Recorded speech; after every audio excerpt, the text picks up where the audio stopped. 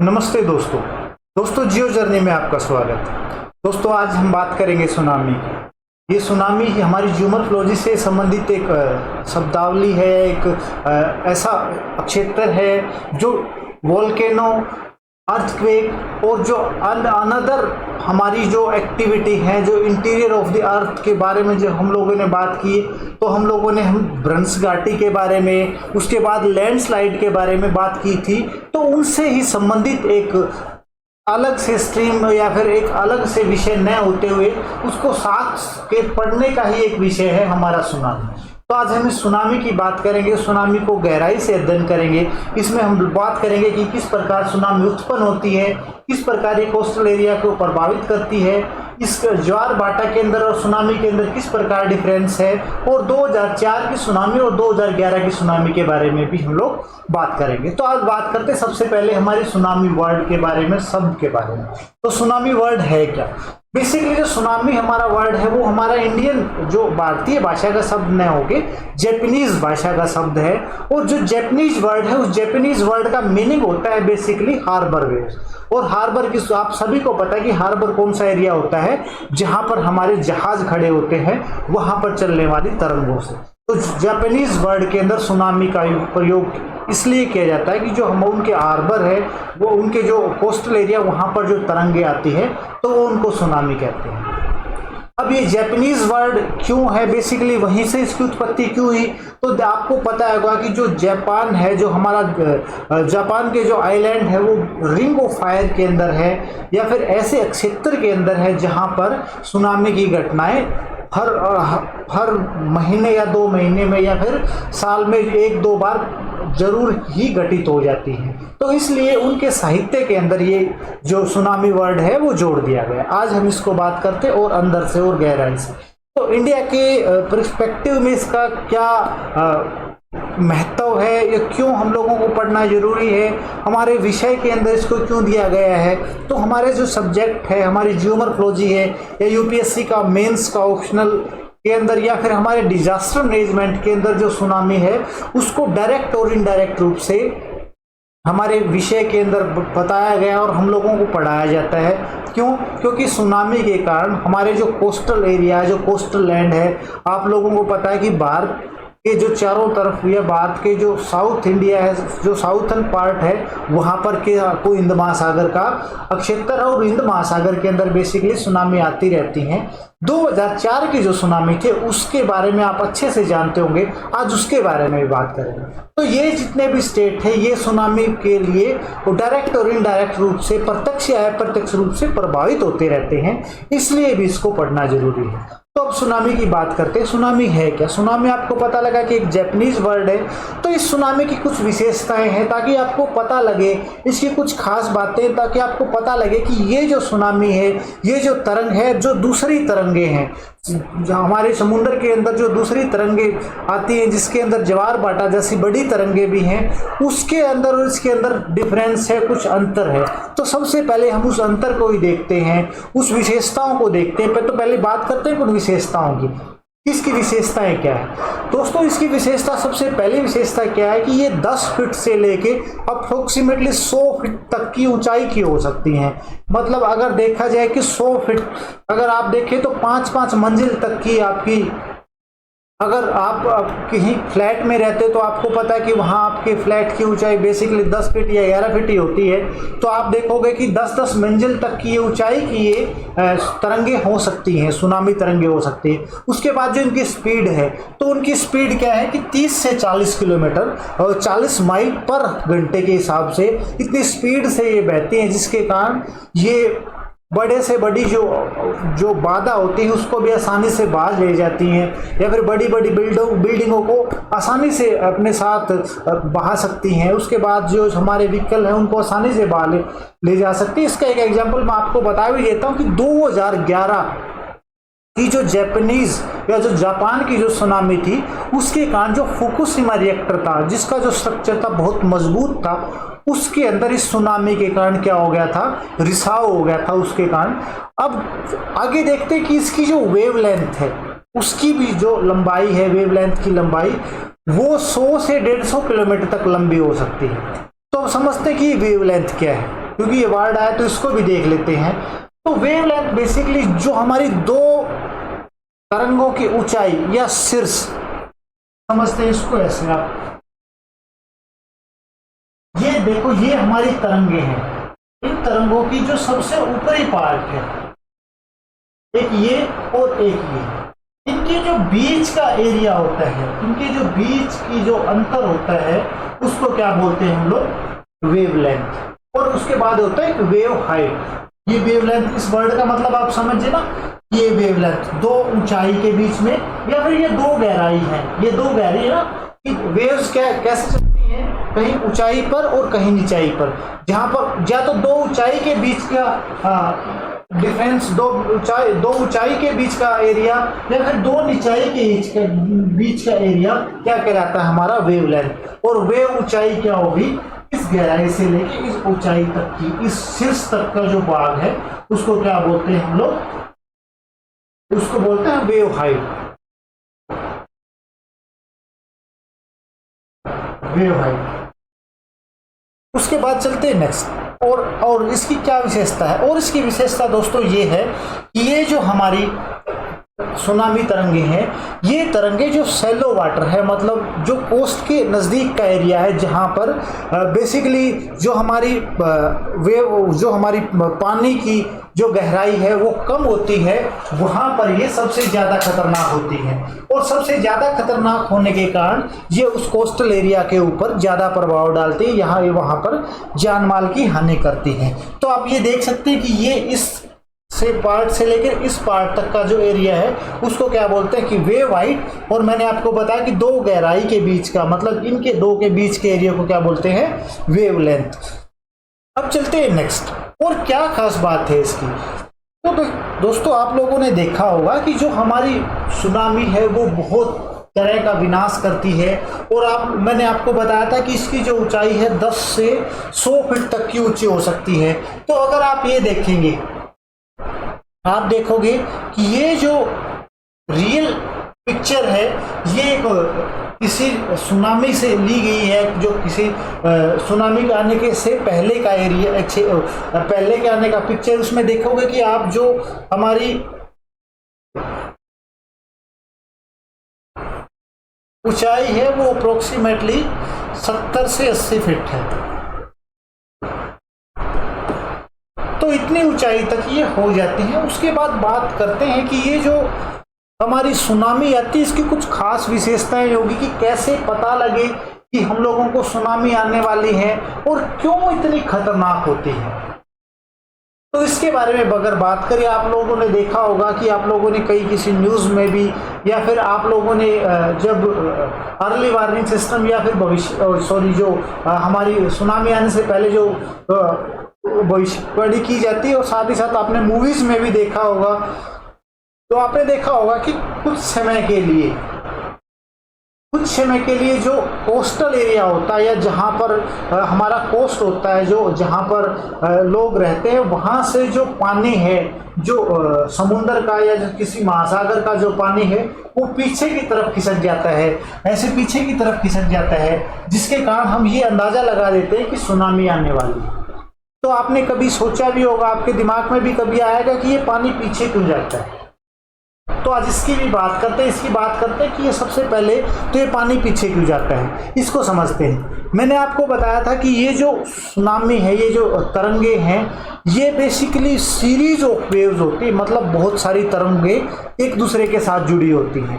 और आप लोगों को पता है कि तरंग की ऊंचाई भी होती है, कुछ ऊंचा पार्ट भी होता है, कुछ गहराई भी होती है, कहीं कहीं पर नीचा पार्ट भी होता है, और ये एक दूसरे के साथ जुड़ी होती है, ऐसे ये चलती रहती है।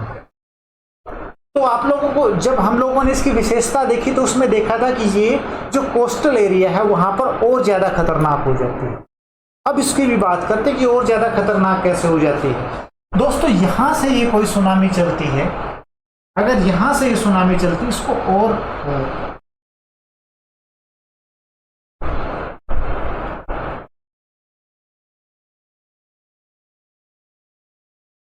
देखो, अगर यहां से कोई सुनामी चलती है, यहां से ये पानी की ऊंचाई बढ़ी, जब यहाँ पे कोई भूकंप वगैरह आया तो पानी क्या हुआ, ऊपर उठा, और ऊपर उठा तो क्या हुआ, यहाँ पर नीचा हुआ, ऊंचाई के बाद नीचा हुआ ना, फिर यहाँ पर फिर ऊंचा उठा, फिर नीचा हुआ, फिर ऊंचा उठा, ऐसे कुछ हुआ ना। हम ये देखते हैं यहाँ पर, ठीक है। अब देखो कि ये फर्स्ट वेव्स है हमारी, ये सेकंड वेव्स है, और ये अगर ऐसे चले तो ये थर्ड वेव्स होगी। इसी प्रकार की ना, जैसे ये फर्स्ट वेव्स होगी, ये सेकंड वेव्स होगी और ये थर्ड वेव्स होगी, ठीक है। अब क्या है कि ये एक दूसरे के साथ जुड़ी हुई है। तो जब ये गहरे सागर के अंदर होती है, जब ये गहराई पर होती हैं, तो क्या होती है, इनकी जो वेवलेंथ है, ये जो एक गर्त है उस गर्त से दूसरे गर्त की जो लंबाई होती है वो ज्यादा होती है, 100 किलोमीटर तक की बड़ी ये वेव्स हो सकती है। बट जैसे जैसे ये नजदीक आएगी, कोस्ट के नजदीक आएगी, हमारे जो लैंड के नजदीक आएगी, तो ये जो लंबाई है ये छोटी होती जाएगी। यहाँ पर ये 100 किलोमीटर है तो यहाँ पर ये 60 रह जाएगी, और धीरे धीरे धीरे धीरे ये 10 से 5 या 5 to 10 किलोमीटर तक भी रह सकती है, या उससे भी छोटी हो जाती है। और जैसे ये वेवलेंथ छोटी होगी, इसकी जो ऊंचाई है, इसकी जो ऊंचाई है वो ऊंचाई क्या होगी, बढ़नी शुरू हो जाएगी। ये ऊंचाई बढ़नी शुरू हो जाएगी, और जब ये ऊंचाई बढ़नी शुरू हो जाएगी तो हमें जो हमारी वेव्स हैं, जो हमारी सुनामी है, वो 50 से या फिर 10 से 100 मीटर तक की या फीट तक की ऊंची दिखाई देती है। जिसके कारण ये जो कोस्टल एरिया है, ये वाला जो एरिया है, इस एरिया के अंदर ये सबसे ज्यादा नुकसान पहुंचाती है। अब आपको पता लगा कि ये ऊंचाई क्यों होती है। अब सेकंड बात करते हैं कि यहां से पानी पीछे की तरफ क्यों आता है। तो दोस्तों, आप लोगों ने देखा होगा कि जो हमारे पीछे की तरफ आने का कारण क्या है कि ये सभी एक दूसरे से जुड़ी हुई है, ये इससे जुड़ी हुई है, ये इससे जुड़ी हुई है और ये इससे जुड़ी हुई है। तो क्या हुआ, जैसे ही ये जो वाटर है, ये जो पानी है या फिर ये जो तरंगे हैं कोस्टल एरिया की तरफ आती हैं, तो क्या होता है कि ये जो पानी है, मतलब आप लोगों को पता है कि ये ऐसे ऐसे ऐसे ऐसे चलती है ना, ये इसको पीछे खींचती है, इसके साथ जुड़ी हुई है और ये इसके साथ जुड़ी हुई है। तो क्या है कि जब ये पानी या फिर ये जो पार्ट है हमारा, ये जो पार्ट है हमारा, ये वाला पार्ट, जो गहराई वाला पार्ट, जब ये गहराई वाला पार्ट यहां पर होता है, यहां पर आ जाता है, तो ये जो पानी है ये पीछे की तरफ चलता है। इसको और अच्छे से समझते हैं। अब देखो, इस पिक्चर से देखो, ये सभी एक दूसरे से जुड़ी हुई है ना। और आप लोगों ने देखा होगा जब किसी बॉल को या फिर हम किसी ऐसी वस्तु को किसी तालाब के अंदर या फिर किसी हमारे स्विमिंग पूल के ऊपर फेंक देते हैं, तो क्या होगा कि वो जो उसकी जो स्विमिंग पूल की या जो हमारी तालाब है उसकी जो तरंगे होती है ऊपर नीचे ऊपर नीचे ऊपर नीचे, तो क्या होगा कि जो वो तरंगे हैं, उन तरंगों के साथ जो हमारी वस्तु है वो भी आगे पीछे होती रहेगी, या फिर वो उसी जगह पर क्या होगी, या तो फिर आगे चली जाएगी या फिर पीछे चली जाएगी। और जब आप उसके कोस्टल एरिया, उसके चारों तरफ के एरिया के अंदर देखोगे, तो आप देखोगे कि जो हमारा स्विमिंग पूल है वहां पर पानी क्या है, या तो फिर उप जाएगा या फिर वो डाउन जाएगा, या फिर वो अप जाएगा या फिर वो डाउन जाएगा। अगर आप स्विमिंग पूल में देखते हैं, अगर स्विमिंग पूल में भी आपने नहीं देखा है या फिर आपने पॉन्ड में भी नहीं देखा है, तो आप एक काम करना, कोई बकेट ले लेना और उस बकेट के अंदर या तो कोई बड़ी वस्तु डाल देना या फिर कोई गिलास या कुछ भी ऐसा डाल देना जिसके कारण उस पानी के अंदर हलचल उत्पन्न हो। और जब उसके अंदर हलचल होगी तो आप लोग देखोगे कि जो उसके चारों तरफ का एरिया है, जो बकेट के चारों तरफ का जो हमारा एरिया है, वहां पर जो हमारी पानी की तरंगे हैं वो क्या होगी, अप जाएंगी और कभी डाउन जाएंगी, कभी अप जाएंगी और कभी डाउन जाएंगी। तो इसी प्रकार जब इस समुद्र के अंदर किसी प्रकार की हलचल होती है, तो कभी ये तरंगे ऊपर और कभी ये तरंगे नीचे जाती हैं। तो इसी प्रकार जब हमारी ये तरंगे नीचाई वाला पार्ट, मतलब नीचे वाला पार्ट, ये वाला पार्ट जब कोस्टल एरिया के नजदीक होता है, तो हम लोगों को पता लगता है कि ये जो पानी है या जो कोस्ट का वाटर है ये पीछे की तरफ जा रहा है और किसी सुनामी के आने का संकेत है। उसके बाद देखते हैं दोस्तों नेक्स्ट कि सुनामी के अंदर और जो ज्वार भाटा है हमारा, उसके अंदर बेसिकली क्या डिफरेंस है। तो सुनामी भी बड़ी तरंगे है और ज्वार भाटा भी बड़ी तरंगे, तो फिर भी डिफरेंस क्या है। तो डिफरेंस बेसिकली क्या है कि इसके उत्पन्न होने का कारण, कोज, इसका कोज क्या है। अगर आप देखोगे कि जो हमारा ज्वार भाटा है वो किसकी उत्पन्न, हमारे जो चंद्रमा है और जो हमारा सूर्य है उसके गुरुत्वाकर्षण के कारण उत्पन्न होता है। बट जो हमारी सुनामी है वो किसके कारण, भूकंप के कारण, ज्वालामुखी के कारण, अर्थक्वेक और वोल्केनो, और उसके बाद क्या है कि लैंडस्लाइड और फॉल्ट वगैरह के कारण उत्पन्न होता है। तो एक डिफरेंस यह हुआ।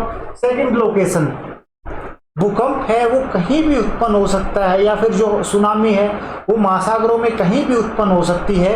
बट जो ज्वार भाटा है उसकी जो लोकेशन है उस और इसकी लोकेशन में दिन रात का फर्क है, डिफरेंस है। आप लोग देखोगे कि उसकी जो ऊंचाई है वो एक लिमिट तक है, बट जो सुनामी की ऊंचाई है वो 100 फीट से भी ऊंची तक जा सकती है।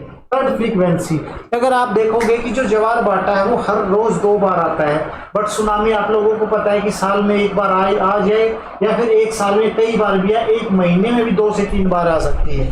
उसके बाद इंटेंसिटी, कि ये इसकी गहनता या फिर इसके कारण नुकसान कितने होते हैं। आप लोग देखोगे कि ज्वार भाटा का यूज हम लोग हमारे बेनिफिट के लिए करते हैं, बट जो सुनामी है वो हमारी जान माल की हानि ही करती है।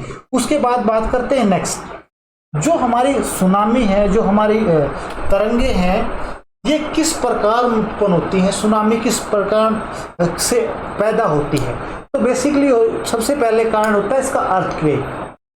अर्थक्वेक जैसे ही पृथ्वी के ऊपर, आपको पता है कि जो हमारी क्रस्ट है उसके ऊपर उत्पन्न होता है, और हम लोगों ने जब जियोमॉर्फोलॉजी या भूआकृति विज्ञान के बारे में पढ़ा था तो हम लोगों ने क्या की थी, स्टडी की थी किसकी, जो हमारा कोस्टल एरिया है उसकी और जो हमारे महासागर हैं उनकी तलों की या उसकी सतह की भी। जब उसकी सतह के ऊपर या फिर उसकी सतह की गहराई में जब कोई भूकंप आता है तो उसके कारण क्या होता है, महासागर का जो जल है वो या तो ऊपर चला जाता है या फिर नीचे उठता है। बेसिकली वो ऊपर ही उठता है, जिसके कारण हमारी जो सुनामी है वो उत्पन्न होती है। सेकंड, फॉल्ट के कारण।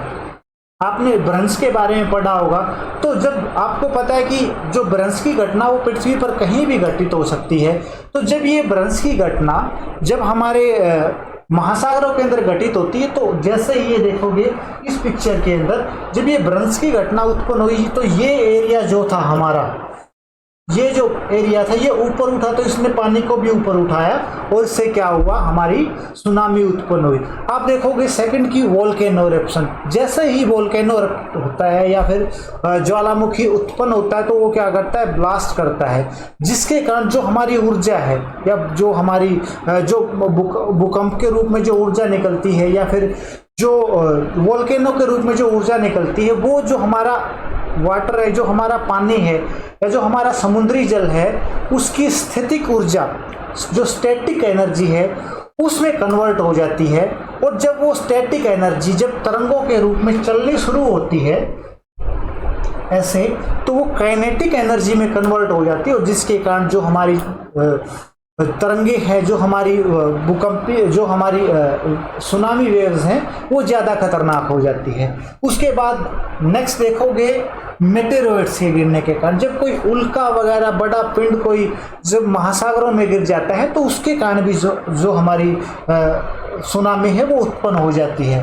और उसके साथ ही इरोजन, आप लोगों ने देखा होगा कि जो लैंडस्लाइड है वो सिर्फ क्रस्ट के ऊपर या फिर जो सिर्फ स्थलखंड के ऊपर ही नहीं होते, वो लैंडस्लाइड जैसी घटना या इरोजन जैसी घटना क्या है, हमारी जो हमारे जो सरफेस हैं, जो समुद्री सरफेस है उसके ऊपर जो लैंडफॉर्म बने हैं उसके ऊपर भी घटित हो सकती है, जिसके कारण वहाँ भी सुनामी उत्पन्न हो सकती है। तो विभिन्न प्रकार के कारण हैं जिसके कारण सुनामी उत्पन्न होती है, और हमारे जो कोस्टल एरिया है वहाँ के जो लोग हैं उनकी जान माल को हानि पहुँचाती है, जिसके कारण हम लोगों को ये टॉपिक बड़ा गहराई से पढ़ना पड़ता है या फिर इसको पढ़ना हमारी रिक्वायरमेंट है। आप देखेंगे कि ये देखो एक लाइट हाउस है जिसकी अप्रोक्सीमेटली ऊंचाई 100 से मतलब 70 से 100 फीट तक हो सकती है या फिर होती भी है, तो उससे ऊंची भी ये तरंगे गई हुई है। और उसके साथ ही साथ आप सेकंड पिक्चर देखेंगे तो इस पिक्चर में भी आप देख सकते हैं कि जो हमारी सुनामी तरंगे हैं उनकी ऊंचाई कितनी ऊंची तक गई हुई है। उसके बाद नेक्स्ट देखते हैं कि कौन कौन से एरिया हैं जो सुनामी से सबसे ज्यादा प्रभावित होते हैं। दोस्तों आप लोग सभी को पता है कि जो सुनामी तरंगे हैं हमारी वो किसके अंदर आती है, सागरों के अंदर आती हैं और महासागरों के अंदर आती हैं। तो ऐसे एरिया जो सागरों और महासागरों के किनारों पर है तो वो एरिया सबसे ज़्यादा प्रभावित होंगे। अगर हमारे देश देखें तो बहुत सारे देश हैं जो पैसिफिक ओशन के चारों तरफ के देश है, वो सबसे मेन उनके ऊपर प्रभाव रहता है। क्यों? क्योंकि वो रिंग ऑफ फायर पे है, तो वहाँ पे भूकंप और वोल्केनो की जो घटनाएं हैं वो घटित होती रहती हैं। और सेकंड क्या है, जो अदर एरिया है जैसे हमारे जो बहुत सारे स्टेट हैं, अगर उन स्टेट के बारे में बात करें, पश्चिम बंगाल हुआ, उड़ीसा, आंध्र प्रदेश, कर्नाटका, तमिलनाडु, केरल, महाराष्ट्र, कर्नाटका और जो हमारे गुजरात है का एरिया है वो ये जो क्षेत्र है वो किसी भूकंप के प्रति या फिर किसी सुनामी के प्रति सबसे ज्यादा सुवेद्य है। उसके बाद अगर देखा जाए जो कोस्टल एरिया के जो देश हैं जिनमें सबसे ज़्यादा प्रभाव पड़ता है, तो कोस्टल एरिया के आप देश देखोगे तो साउथ अमेरिका के कौन कौन से देश, चिली, पेरू, इक्वाडोर वगैरह, एक तो ये हो गए और उसके साथ यूएस, कनाडा। और अगर आप एशिया के अंदर देखें तो ताइवान हुआ, चाइना हुआ, उसके बाद जापान हुआ और जो हमारी ईस्टर्न एशिया है वो सारे के सारे क्षेत्र, वो सारे के सारे एरिया जो हमारी सुनामी है उसके प्रति सुवेद्य है। दोस्तों अभी तक हम लोग सुनामी के बेसिक के बारे में, उसके जो उत्पत्ति के बारे में हम लोग बात कर चुके हैं। जो हमारा नेक्स्ट पार्ट होगा सुनामी के बारे में, उसके बारे में हम बात करेंगे कि 2004 की जो सुनामी थी जिसके कारण अप्रोक्सीमेटली 10,000 से ज़्यादा लोग भारत के अंदर मारे गए और 2.5 लाख या 2,20,000 अप्रोक्सीमेटली लोग पूरे विश्व में मारे, जिसके कारण काल का ग्रास हो गए या फिर वो मारे गए, उनके बारे में बात करेंगे कि वो जो हमारी हिंद महासागर की जो सुनामी थी वो किस प्रकार उत्पन्न हुई थी। उसके बाद हम ये भी देखेंगे नेक्स्ट जो हमारा लेक्चर होगा, जो नेक्स्ट पार्ट होगा, कि इसके बचाव के लिए किस प्रकार के केंद्र स्थापित किए गए हैं या किस प्रकार से ये जो सुनामी है उसकी भविष्यवाणी की जा सकती है। तो आप तब तक के लिए बने रहिए। धन्यवाद।